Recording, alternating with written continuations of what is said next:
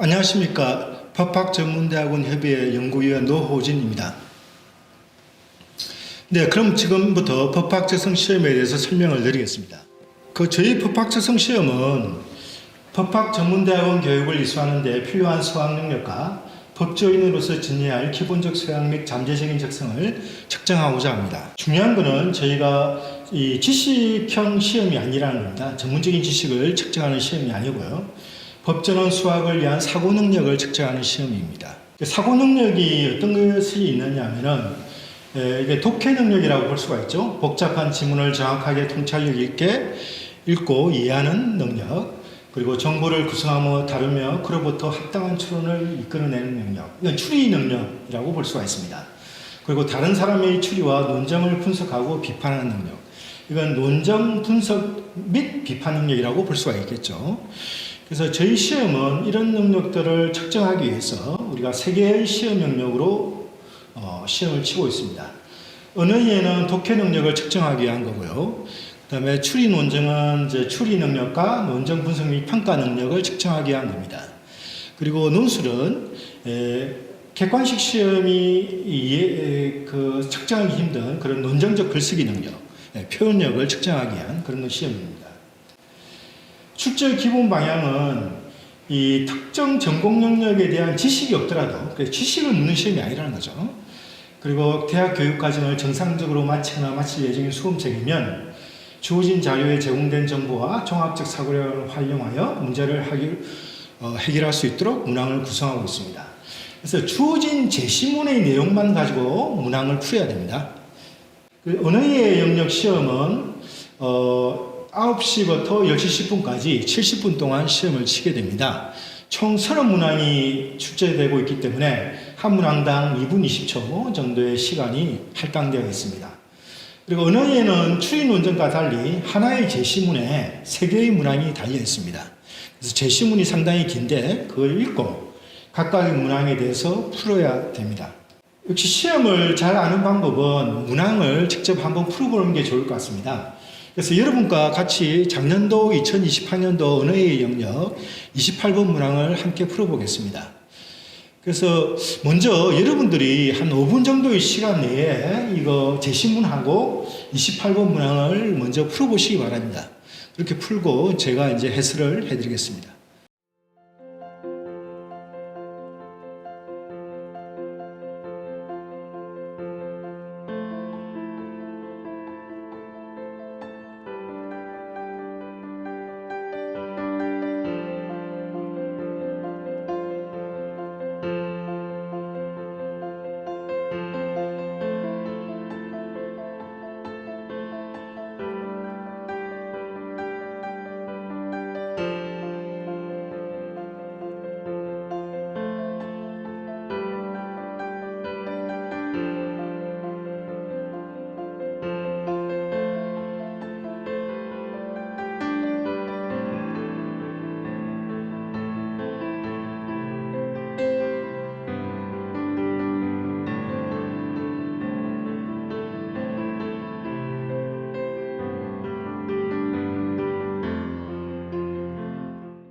잘 푸셨습니까? 그러면은 같이 한번 제가 문항을 해설을 해드리겠습니다. 일단 첫째 문단과 둘째 문단이 나와 있는데요. 첫째 문단은 법정에서 연륜연대학에 기초한 과학적 증거의 활용에 대해서 이렇게 진술이 되어 있습니다.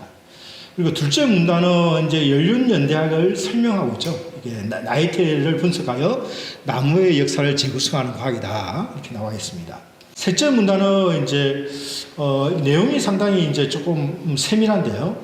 이거는 이제 두 개의 를 비교하고 있습니다.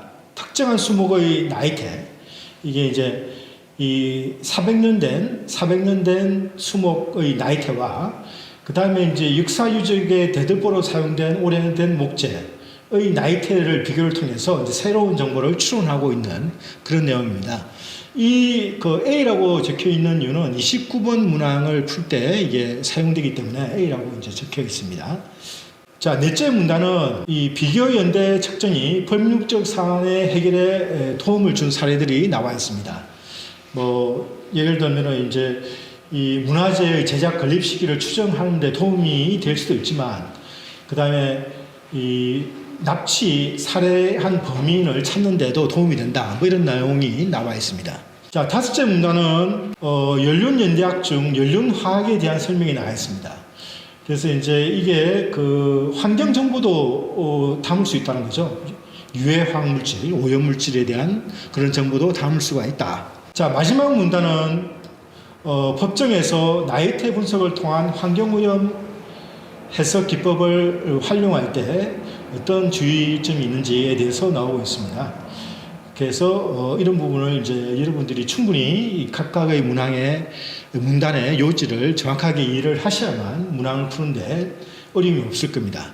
자, 그럼 28번 문항을 보도록 하겠습니다.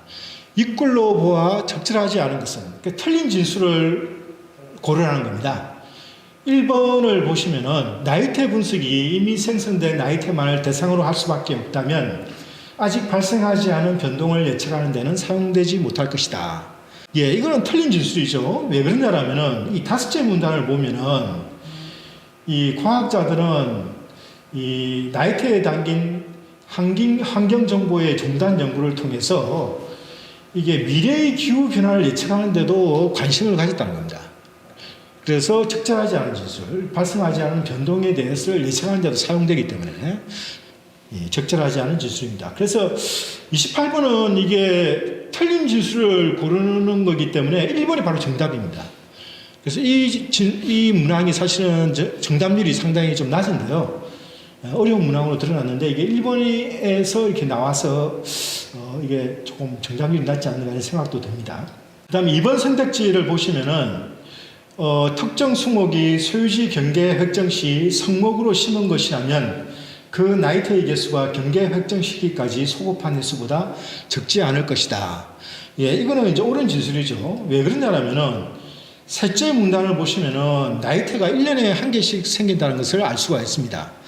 그래서 경계 획정 시 성목으로 심은 나무는 그게 이제 그 나무의 나이 자체는 이게 경계 획정 시기까지 소급한 횟수보다 역시 같거나 많을 겁니다. 그래서 2번 진술도 이게 옳은 진술입니다. 자, 3번을 보시겠습니다. 발생 연도가 확실한 사건에 대한 지식이 추가되면 비교할 다른 나무가 없어도 특정 수목의 생육 연도를 비교적 정확하게 추산하는 것이 가능하다. 예, 이게 이제 그 맞는 진술입니다. 이게 상당히 틀린 진술이라고 생각하는 학생도 있는 것 같은데, 이거는 맞는 진술입니다. 왜 그러냐면은, 이 다섯째 문단을 보시면은 이게 중금속이나 방사능 오염물질, 기타 유해화학물질 같은 것은 이 사건의 발생 연도가 확실하게 안다라면은 이 한 나무의 나이테를만 분석하여도 생육 연대를 비교적 정확하게 추산하는 것이 가능하다는 겁니다.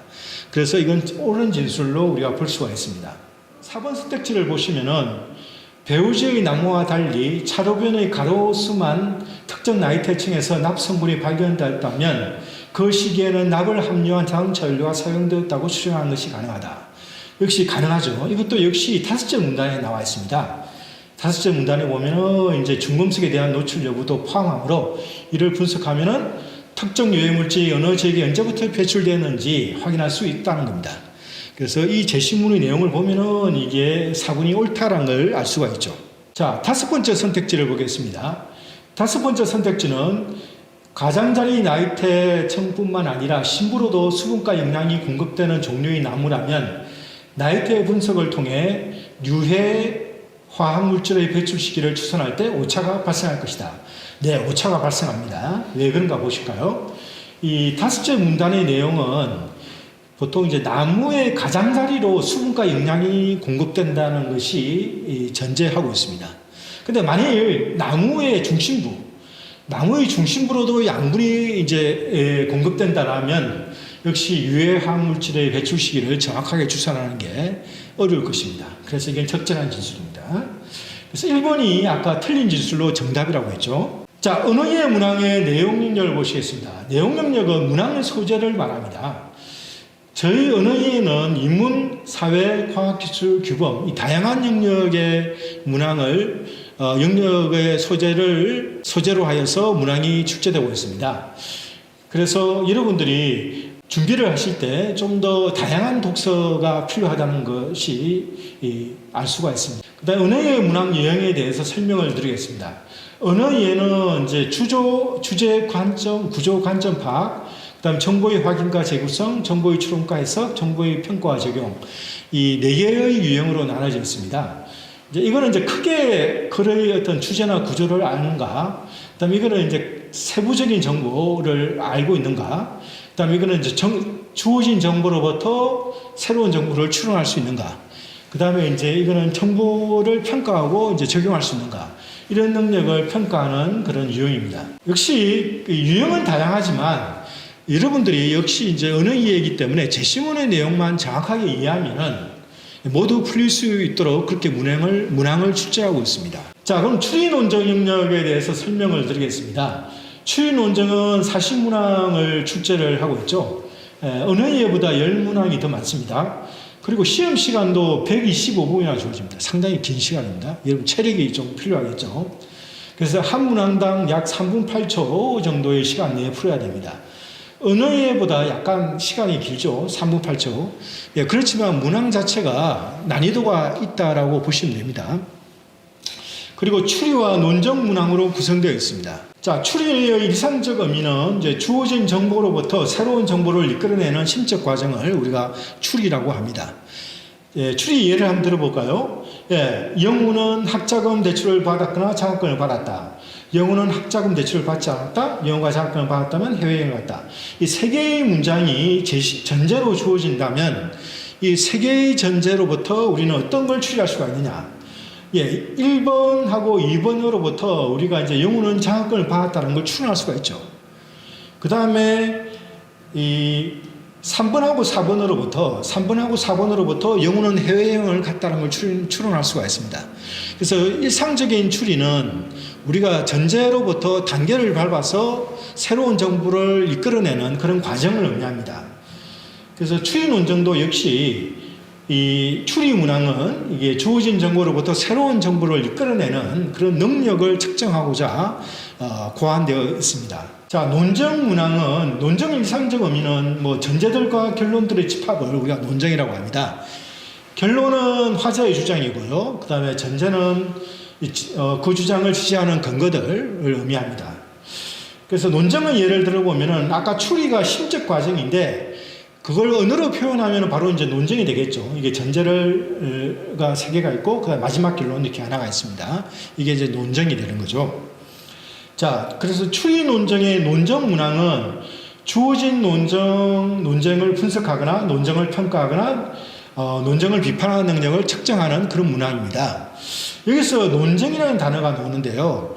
이 논정은 이제 하나의 논정이 나오는 게 아니고 적어도 두 사람 정도의 사람이 나와서 각각의 다른 주장을 하면서 논쟁을 하게 됩니다. 그래서 논쟁의 쟁점을 파악하거나 비판하거나 이제 그런 것들을 파악하는 능력을 측정하는 문항이 논쟁 문항입니다.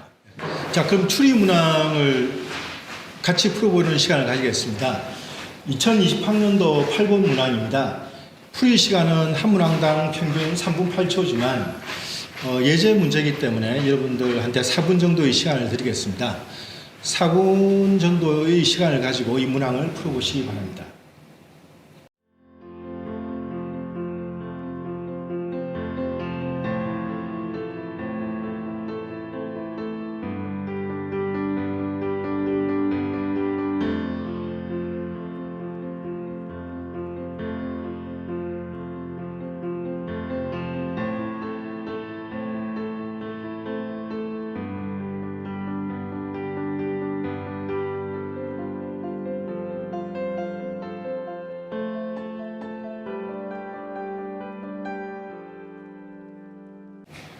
네, 잘 푸셨습니까?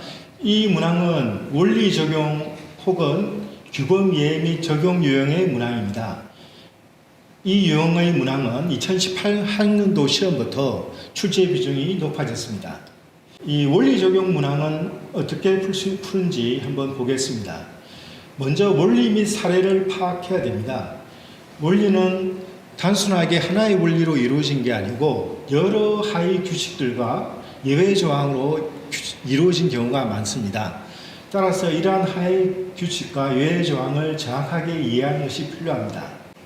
사례에 적용되는 원리나 규칙을 찾아야 됩니다. 그래서 각 사례에 어떤 하위 규칙이 적용되는지 혹은 예외 규칙이 적용될 수 있는지 판단을 해야 됩니다. 그래서 적용 결과를 추리를 하면은 우리가 이 문항을 해결할 수가 있습니다. 자, 8번 문항을 보겠습니다. 다음으로부터 사례를 판단한 것으로 옳은 것만을 보기에서 있는 대로 고른 것은, 여기서 익명출산제에 대해서 나오고 있습니다. 지금 익명출산제는 신생아의 산모의 비밀 유지를 보장하고 신생아의 생명과 안전을 보장하기 위해서 시행하기로 했다고 되어 있습니다. 그래서 이제 규정이 나오겠죠. 자, 규정은 1조부터 4조까지 4개의 조로 이루어져 있습니다. 제1조는 신상정보수상에 기재되는 정보의 내용을 규정하고 있고요. 제2조는 신청자의 권리 상실, 제3조는 열람 청구권자를 익명출산 신청자의 자녀와 그 직계비속으로 한정한다는 내용이 되어 있습니다. 제4조는 산모에 관한 정보의 열람에 관하여 요구되는 추가적인 요건을 규정하고 있습니다. 자, 사례를 보겠습니다. X국에 살고 있는 갑은 을과의 사이에 병을 임신하였고 갑은 익명출산을 신청하였다. 자, 보기의 각각의 선택지를 보겠습니다.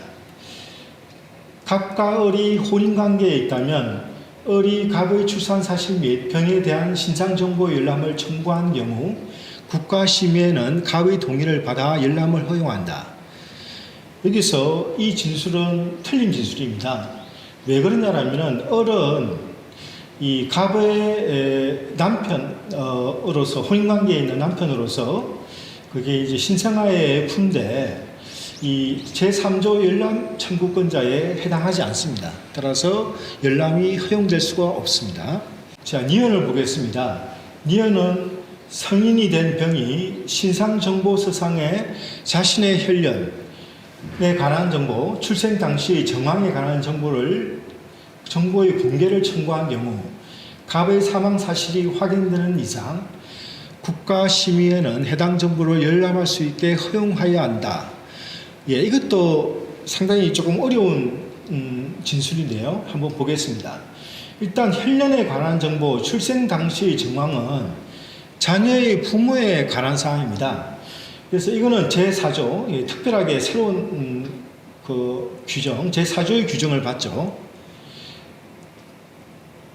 그리고 갑이 신상정보서 작성 시 이 제4조의 내용을 보면은 갑이 신상정보서 작성 시 자신이 사망한 이후에 신청자의 정보를 공개하는 것에 대하여 반대했다면 열람을 허용할 수가 없습니다. 허용되지 않습니다. 따라서 지금 여기서는 해당 정보를 열람할 수 있게 허용하여야 한다라고 했기 때문에 틀린 진술입니다. 그래서 옳지 않은 진술로 우리가 판단할 수가 있습니다. 자, 디귿을 보겠습니다. 디귿은 병이 사망한 후 그의 딸 정이 병이 청구할 당시 갑이 병에게 지어준 이름, 병의 출생 일시, 출생 장소에 관한 정보의 열람을 청구한 경우 국가심의회는 갑의 명시적인 반대 의사에도 불구하고 해당 정보를 열람할 수 있게 한다. 예, 이건 역시 옳은 진술로 볼 수가 있습니다. 왜 그러냐면은 이 딸인 병이 사망한 이후에 병의 딸 정도 이게 성인이 되면은 열람 청구 신상정보서에 열람을 청구할 수가 있습니다. 그리고 이 갑이 병에게 지어준 이름, 병의 출생 일시, 출생 장소에 관한 정보는 이 자녀에 관한 사항입니다. 그래서 이거는 제약 조건 없이 어떤 경우에든 이 열람 청구권자의 청구에 의해서 열람이 허용됩니다. 따라서 이 옳은 진술이라고 할 수가 있습니다. 그래서 복기의 디귿만이 옳은 진술이므로 정답은 2번입니다. 그 다음 이제 논정 문항에 대해서 같이 한번 풀어보겠습니다. 역시 작년도 문항 22번 문항을 같이 풀어보겠습니다. 4분의 시간을 드릴 테니까 먼저 풀어보시기 바랍니다.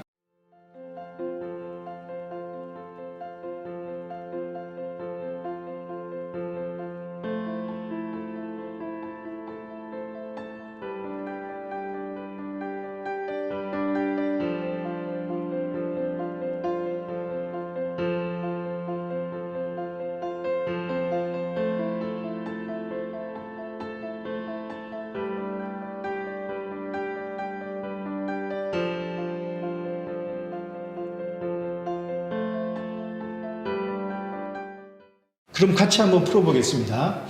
다음 논증에 대한 평가로 옳은 것만을 보기에서 있는 대로 고른 것은. 그래서 이제 논증이 나오겠죠. 논증은 이제 두 개의 제시문으로 되어 있는데요. 첫 번째 제시문은 세 개의 원리, 첫째 원리, 둘째 원리, 세 개의 원리로부터 물리주의를 이끌어내고 있습니다. 여기서의 물리주의는 정신적인 현상은 물리적인 현상의 다름 아니다, 즉 동일하다라는 물리주의. 그래서 세 개의 원리는 뭐냐면은 모든 정신적인 현상은 물리적 결과를 야기한다. 둘째 원리는 어떤 물리적 사건이 원인을 갖는다면 그것은 반드시 물리적 원인을 갖는다. 셋째 원리는 한 가지 현상에 대해 두 가지 다른 원인이 있을 수 없다. 자, 두 번째 제시문은 이걸 사례를 들어서 이걸 설명을 하고 있습니다. 그래서 사례를 들었는데요. 여기서 TV 뉴스를 봐야겠다는 생각, 이 정신적 현상이 있으면은 첫째 원리에 의해서 모든 정신적 현상은 물리적 사건을 결과로 가집니다. 그래서 전원 버튼을 누름이라는 결과를 가질 겁니다. 자, 그럼 두 번째 원리에서 전원 버튼을 누름이라는 물리적 사건은 원인이 있다면 물리적 원인을 가진다. 즉 모든 물리적 사건은 원인을 가진다면은 물리적 원인을 가진다라는 게 두 번째 원리입니다. 따라서 이 전원 버튼을 누름이라는 사건의 물리적 원인 C가 있을 겁니다. 자, 그 다음에 이제 세 번째 원리는 뭐냐면 어떤 현상의 원인이 다른 두 개의 원인이 있을 수가 없다. 그러니까 원인이 있다라면 한 개밖에 있을 수 없다는 겁니다. 역시 이걸 적용하면은 이 원인과 이 원인은 같다라는 게 따라 나오겠죠. 그래서 이제 물리주의가 성립합니다. 이 정신적 현상은 물리적 사건, 원인하고 동일하다. 자, 보기의 각각의 선택지가 옳은지 틀린지 보도록 하겠습니다. 어떤 물리적 결과도 야기하지 않는 정신적인 현상이 존재한다면 이 논증은 이런 정신적 현상이 물리적 현상의 다름 아니라는 것을 보여주지 못한다. 역시 보여주지 못합니다. 왜 그러냐면은 이 어떤 물리적 결과도 야기하지 않는 그런 정신적 현상이 존재한다는 진술은 이 첫째 원리와 직접적으로 모순됩니다. 그래서 이런 정신적 현상이 있다라면 논증의 첫 단계가 성립하지 않아서 그 정신적 현상이 물리적 현상과 동일하다는 결론이 따라 나오지가 않습니다. 그래서 이거는 옳은 진술입니다. 아무 원인 없이 일어나는 물리적 사건이 있다면 이의 세 원리 중 하나는 부정된다. 이거는 부정되지는 않습니다. 자, 왜 그러냐라면은 둘째 원리하고 부정되는 것처럼 보이지만 실제로 둘째 원리는 이 조건적인 원리입니다. 즉 어떤 물리적 사건이 원인을 갖는다면 그것은 물리적 원인을 갖는다. 원인을 갖는다면 이렇게 했기 때문에 이 아무 원인 없이 일어나는 물리적 사건이 있다는 것하고 양립 가능합니다. 그리고 둘째 원리와 셋째 원리하고도 역시 양립 가능하기 때문에 어떤 것도 부정되지 않습니다. 그래서 니은은 옳지 않은 진술입니다. 자, 세 번째 디귿을 보겠습니다. 행동과 같은 물리적인 결과와 결심이나 의도와 같은 정신적 현상을 동시에 야기하는 정신적 현상이 존재한다면 이 논증이 의도한 결론은 따라 나오지 않는다. 따라 나오겠죠. 왜 그러냐라면은 이게 정신적 현상이 어떤 물리적 결과를 야기할 뿐만 아니고 이게 의도나 정신적 현상을 뭐 이렇게 야기를 한다고 하더라도 여전히 이 부분이 성립합니다.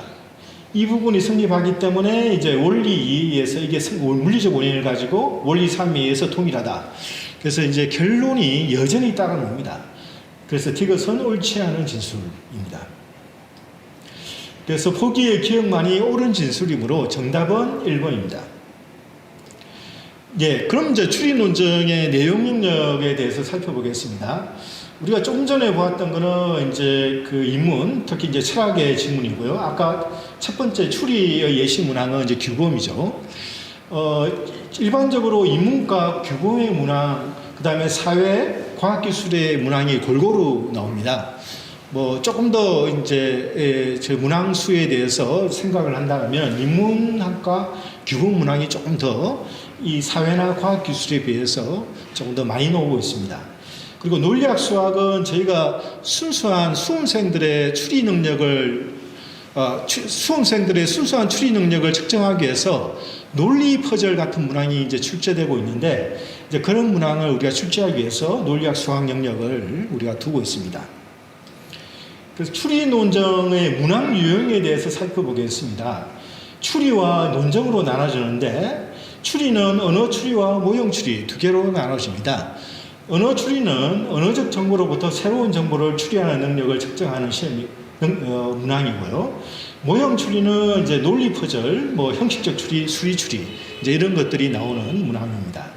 그래서 모형 추리는 많이는 나오지는 않습니다. 보통 이제 3개 내지 뭐 한 5개 정도 나오는 그 정도의 추리, 모형 추리 문항입니다.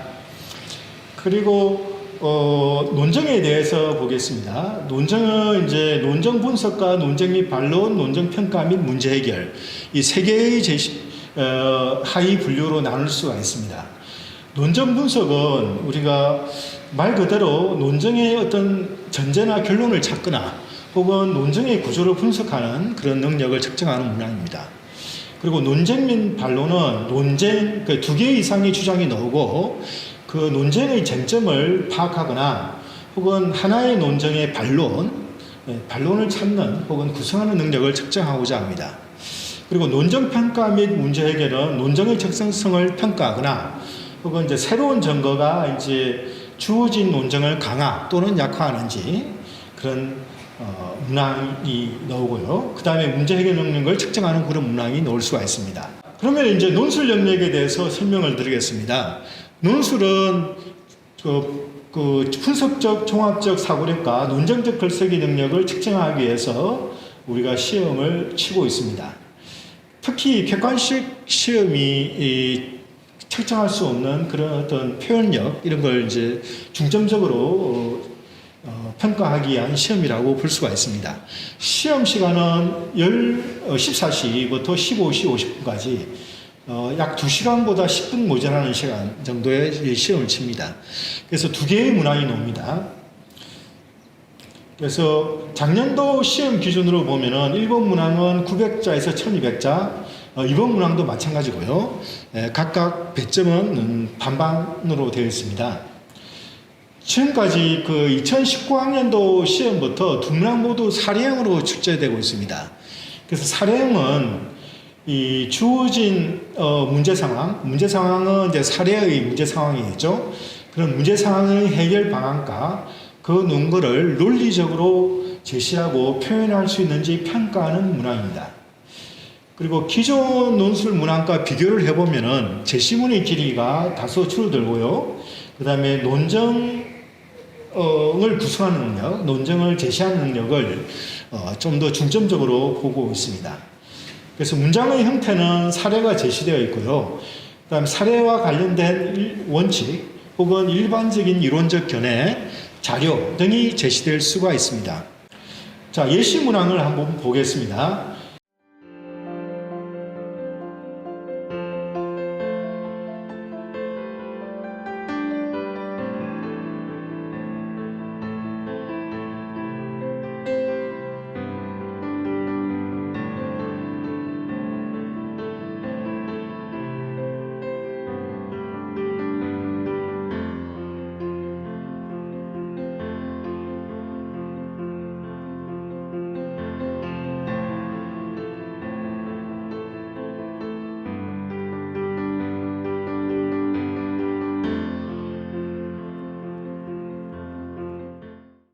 (2020학년도) 1번 문항인데요.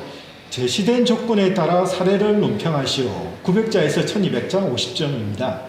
A4지 한 장이 그 포인트 10포인트로 놓고 치면은 한 1700자 정도 나오니까 여러분들 잘 좀 생각하시고 이렇게 써야 됩니다. 분량을 지키는 것도 상당히 중요하기 때문에. 자, 그리고 제시된 조건에 따라 사례를 논평하시오라고 했기 때문에 조건을 반드시 만족을 해야 됩니다. 조건을 만족하지 않으면 상당한 관점이 있습니다. 그래서 조건을 한번 읽어보겠습니다. 아래의 관점 중에서 하나를 선택하고 다른 관점을 모두 반박할 것. 그래서 이제 관점이 3개가 나옵니다. 우리가 조금 있다가 보겠지만, 그래서 3개 중에 하나를 선택하고 다른 관점 모두를 반박해야 됩니다. 그리고 각 사례에 나타난 쟁점을 발견하고 이 발견하라고 했는데 이게 발견하고 했으면 이제 써야만 표현을 해야만 우리가 알 수가 있겠죠. 그래서 쟁점을 쓰고 그다음에 선택한 관점에 따라 각 사회의 법적 판단을 평가하셔야 됩니다. 그래서 관점을 활용할 때는 가나다와 같은 방식으로 표기할 것. 자, 사례는 이제 이 쟁점만 이야기를 하면은 이게 화약의 첫 번째 사례, 두 개의 사례가 오는데 첫 번째 사례는 화약의 사사로운 제조를 마땅히 처벌할 만한 행위로 볼 수 있는지 혹은 동전 또는 탄력 이조죄 처벌 규정이 유사한 조문에 해당하는지 이런 것들이 이제 쟁점이라고 볼 수 있습니다. 자, 두 번째 사례는 이제 카드 게임에 관련된 그런 제시문이 나오는데요. 역시 두 번째 사례의 쟁점은 화살 던지기 내기 금지 규정을 카드 게임에 적용할 수 있는지가 우리가 쟁점이라고 볼 수가 있습니다. 자, 관점은 세 개의 관점이 나옵니다. 관점가는 이 입법자의 의도를 중요시하는 그런 관점입니다.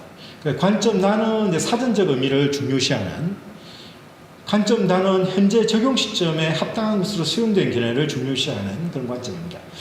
그래서 우리가 법을 해석하고 적용할 때 입법자의 의도를 중요시하느냐, 아니면 사전적 의미를 중요시하느냐, 아니면 법의 적용 시점에서 합당한 수용된 견해에 따르냐, 이제 이렇게 다른 견해가 나누어져 있습니다. 그래서 논술물 작성 시 유의사항은 그 조건을 만족하는 것이 이제 상당히 중요하다고 조금 전에 설명을 드렸습니다. 그 다음에 분량도 준수하시기 바랍니다.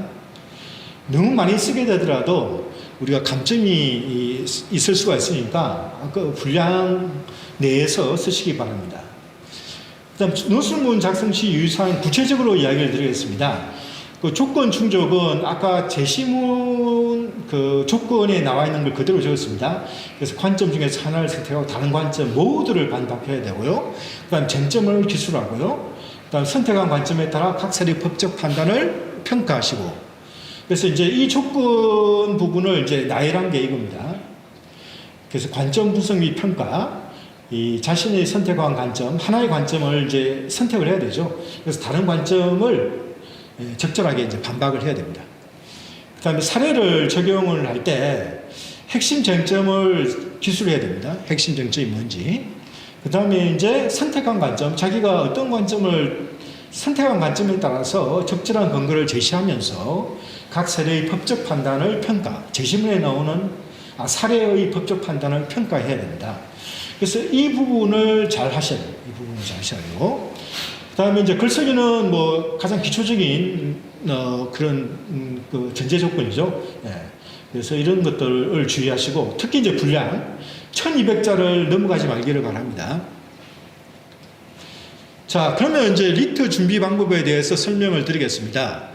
자, 리트는 저희가 이게 뭐 제시문이 기반되어 있는 그런 사고력 측정 시험입니다. 그래서 제시문이 나온다 해서 뭐 지식을 측정하는 시험은 아니지만 역시 이제 제시문의 길이가 길고 수준이 상당히 높습니다. 그래서 독해 능력이 상당히 중요하다고 볼 수가 있죠. 그리고 이 독해 능력에 기반한 논리적 사고 능력, 이 두 개를 향상시키는 것이 법학 적성 시험을 잘 치는 방법의 하나라고 볼 수가 있습니다. 그래서 이제 장기적인 훈련 방법, 여러분들이 충분히 지금 뭐 대학교 2학년, 뭐 1학년 과정이라면은 장기적인 관점에서 준비를 하신다라면은 일단 독해력을 향상시켜야 됩니다.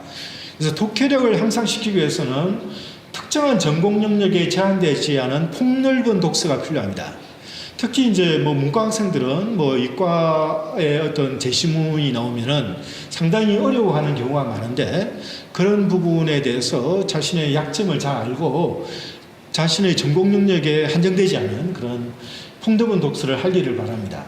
그래서 다양한 화제, 개념, 논지 전개 방식에 익숙해지는 것이 필요합니다.